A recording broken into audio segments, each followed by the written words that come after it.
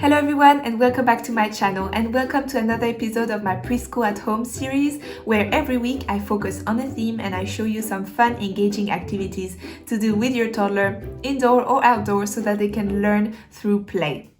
And this week I'm going to be focusing on self-regulation. Self-regulation is our ability to basically remain in control and manage our own emotions so that we can respond to a situation rather than react to a situation. And as we know, toddlers go through very intense emotions, and so it's very important to start teaching them how to regulate these emotions, how to inhibit their own actions so that they remain in control, so that, for example, they won't go and hit or kick another child when they take away their toy, because they're able to have this self-control, and also so that they learn some positive coping mechanism. And if you're new here, welcome. My name is Soraya. I'm a mother of two, and here on this channel I talk about everything related to motherhood, children empowerment, and social emotional learning. So if these are topics you're interested in, I would love for you to stick around. Please make sure you subscribe to my channel and hit the notification bell so that you never miss one of my videos. And I will also link in the description box below all of the previous videos from this series. We've done shapes, we've done colors, we've done some fun activities for Black History Month, because this month is Black History Month in the UK, so you can go and check those out if you're interested.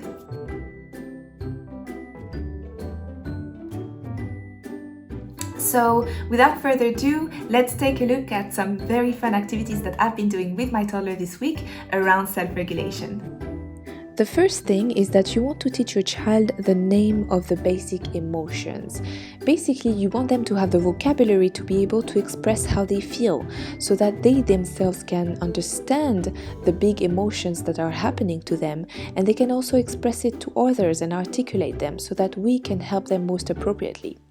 I'm doing it here using the feelings tree that's provided with my SEL curriculum, but you can use books, for example, the Color Monster, or images. How are you feeling now, Emma? Happy. Are you feeling happy? Yeah. So put your picture on the happy image.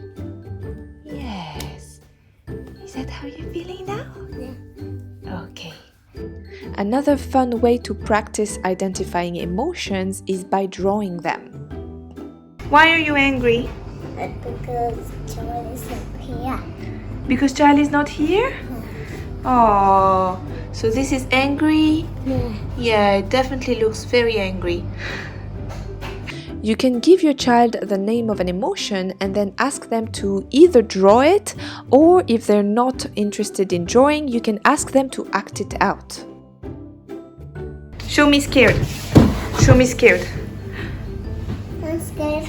It's so noisy. Oh, you're scared of the noise? Oh. Why is that woman? So what do you need? What do you need to feel better? A blanket. You need your blanket? Should I go and get your blanket? Okay. Are you feeling better? Yeah. So maybe we can change this face now. Yeah. What face are we going to draw now? How are you feeling now that you've got your blanket? I'm happy. Are you going to draw a happy face then? Yeah. Okay, let's do it. You also want to start teaching your child positive coping mechanism, and one very effective technique to manage big emotions like anger or stress is deep breathing. And I'm now going to show you two techniques to teach deep breathing to a very young child. The first one is called finger breathing. For this technique, ask your child to stretch out one hand so that they have space between their fingers, and then hold their pointer finger and start from the bottom of their thumb. They trace up as they slowly breathe in, and then they trace down as they slowly exhale and breathe out. And they repeat this for all fingers, so they take 5 deep breaths. The second technique is to teach your child to deep breathe using their belly. You will ask them to lay down on their back and place a soft toy on their belly, and you will explain that the game is to bring the toy up as they inhale and down as they exhale. The next activity is a guided meditation for toddlers, and many studies have shown that guided meditation really is beneficial for children. It helps with anxiety, with sleep, with behavior problems, so I highly recommend using it with your toddler. And this meditation is one that's included in my social emotional learning curriculum for preschoolers. It's so easy and quick to do, and it really helps very young children. It's super accessible as well. So what you need to do is ask your child to lay down comfortably, or they can sit if they prefer. They can have a little blanket or pillows, whatever makes them feel really comfortable, and then you will say the guided meditation with a very gentle voice. We are lying on the floor, imagining a feather stroking our ears. Now it's dancing on our forehead, and now it moves over to our cheeks and our eyes, and onto our nose towards our chin. We can feel the feather in our neck. The feather is now hopping on our belly. Suddenly, the feather is tickling our feet. The feather is now gently stroking our hand.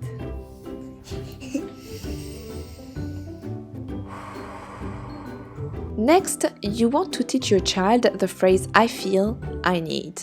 I feel sad, I need a cuddle. I feel angry, I need to squeeze my stress ball. Here you can see that Emma is using the emotion wheel that's provided in my SEL curriculum. It really makes it a lot more fun and engaging, but you don't have to. You can just discuss this with your child. The point is to talk to your child about the different options to cope with negative emotions ahead of time, and teach them to identify and express their needs, so that when they are subject to a big emotion, they can voice that need, and the adult around them will be able to better support them. At a later stage, your child will be able to identify and tend to their own needs by themselves. You will know your child knows how to self-regulate when, as soon as they start getting angry, they head to their room to pick up their stress ball and manage their emotion without needing your help. And if you're enjoying this content, please don't forget to give this video a big thumbs up, because it lets me know that you find these videos helpful and that I should continue doing them. And let me know in the comments below which one of these activities are you going to be doing with your child. The next activity is a really fun game that my toddler absolutely loves, and it's great for gross motor skills, but also it's great to teach children self-control. And it's the freeze music game, where I put music on and I ask my child to dance and jump around, and the minute I turn the music off, she's got to stop immediately, which is very hard to do because she wants to keep jumping around. And so it's a great activity, and what's really important as well is also to take the time after you've played the game to discuss it with your child and to explain to them that the same way they were able to stop themselves from moving while they were playing the games, they can do that in real life too, and stop themselves from doing something they shouldn't do. For example, hitting or kicking their siblings when they took a toy away from them.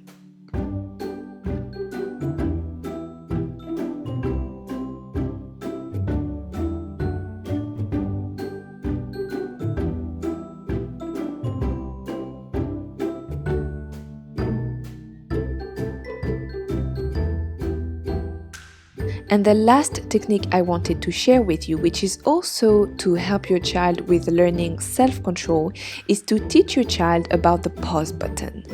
And you need to explain to your child that everyone inside their body has a pause button. And you need to ask your child to show you where their pause button is. Here my toddler told me that her pause button is inside her ear. And so you explain to them that every time they are about to do something they shouldn't do, they can press the pause button, and this will immediately help them stop their body from doing something they shouldn't do. So that's self-control, right? Inhibiting their own actions. And the important thing is that no one can press this button apart from themselves, right? I can't press my daughter's ears and force her to stop something, but she can. So she can control her own actions and stop herself from kicking or hitting or, doing anything that she's not supposed to do. And toddlers will often be interested in asking you where your own pause button is, so be prepared to answer that question and then practice with them. So here I'm asking my daughter to move around and then press her pause button to stop herself. And then move around and then press her pause button. And then throughout the day after that, every time she was about to do something she shouldn't, like bother her brother, for example, I asked her to press her pause button until she remembers it by herself.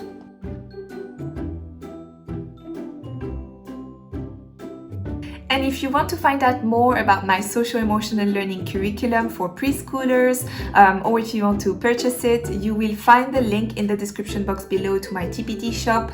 But basically there's 42 activities in order of progression that have been designed specifically for children 3 to 4 years old and for homeschoolers, so they're easy to do at home even if you're on your own with your child, and they focus around 4 core areas of learning: self-regulation, empathy, relationships, and self-love and growth mindset.